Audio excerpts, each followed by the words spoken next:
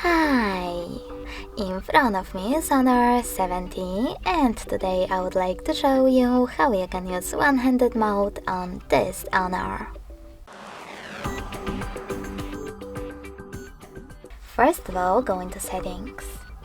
Then scroll all the way down and tap on accessibility features. Then select one-handed mode and click on this sweater if it's not already on to activate it. Then follow all of those instructions. As you can see, I have tricky navigation, so I have to slide my finger across the bottom of the screen. When I do that, I can see that one-handed mode is on. If you wish to go back, click on the blank area. In order to disable it completely, tap on the same no blue sweater.